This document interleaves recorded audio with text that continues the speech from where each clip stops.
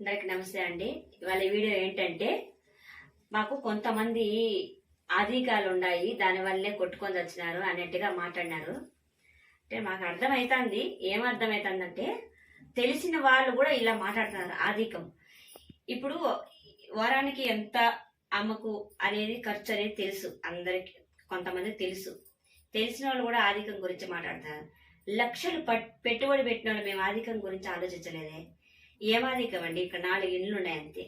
ఆ మహా అంటే 10 ఇండ్లు. ఆ 10 ఇండ్లు కూడా అటు ఒకరు ఇటు ఒకరు ఉన్నారు. ఆధికం ఒక జాతర చేసినప్పుడు ఏదో 1400 ఎంతనో డబ్బు వచ్చింది, అది ఆధికం అండి? లక్షలు పెట్టిన వాళ్ళకి ఆధికం అది. తెలిసిన వాళ్ళు అట్లే మాట్లాడుతున్నారు, తెలియని వాళ్ళు అట్లే మాట్లాడుతున్నారు. అందుకే అమ్మ దగ్గర వీడియో తీద్దాము, నిజమనేది ఒప్పుకున్నాము అనేసి ఇక్కడికి వచ్చినానండి నేను. చాలా మంది ఇక్కడ అసలు అమ్మకు ఎంత ఖర్చు, ఎంత పని ఉంటుంది, ఒక బిడ్డని సాకోవాలి.